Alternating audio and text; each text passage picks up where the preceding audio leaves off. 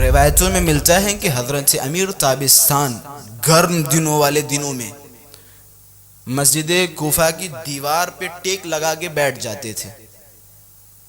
تو سعد بن قیس حمدانی آئے اور آنے کے بعد مولا سے عرض کیا مولا آپ گھر میں تشریف رکھیں, یہاں کیوں دوپہری میں بیٹھے ہوئے ہیں؟ تو مولا نے کہا مبادا کہیں ایسا نہ ہو کہ میں گھر پہ بیٹھا رہوں اور باہر کسی پہ ظلم ہوتا ہو, کہ ایسا نہ ہو میں گھر پہ بیٹھا رہوں اور باہر کسی پہ ظلم ہوتا ہو, یا کوئی فریاد میرے پاس لانے کے لیے تیار ہو اور وہ میرے گھر پہ نہ آ سکے, لہٰذا میں یہاں مسجد کوفہ کی دیوار پہ بیٹھا ہوں تاکہ لوگ میرے پاس فریاد لے کے آئیں.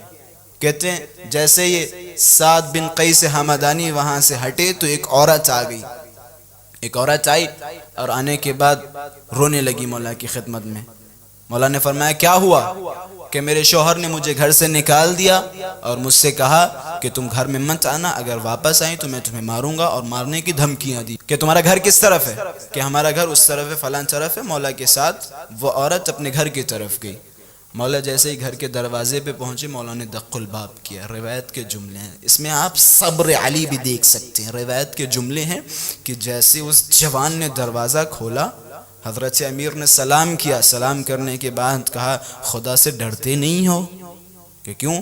کہ تم اس دوپہری میں اپنی بیوی کو گھر سے نکال رہے اور اسے دھمکی دے رہے ہو کہ میں تمہیں ماروں گا. خدا سے ڈرو, توبہ کرو اور اپنی زوجہ کا احترام کرو. روایت کے جملے ہیں اس جوان نے بد اخلاقی سے مولا کے سینے پہ ہاتھ مارا اور کہ تم کون ہوتے ہو ہمارے بیچ میں پڑھنے والے؟ مولا خاموش کھڑے. پھر مولا نے سمجھایا, مولا کافی دیر سمجھاتے رہے, وہ بد اخلاقی سے مولا کے ساتھ کلام کرتا رہا. تھوڑی دیر کے بعد کیا دیکھا, جب مولا نے آواز بلند کی کہ خاموش ہو جا, توبہ کرو, استغفار کرو.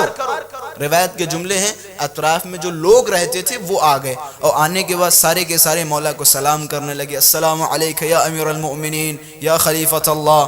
تو جب اس جوان نے دیکھا تو وہ پریشان ہو گیا کہ آپ ہی کوفے کے امیر ہیں؟ مولا نے کہا نعم میں امیر ہوں. فوراً مولا کے قدموں پہ گرا کہ مولا مجھے معاف کر دے.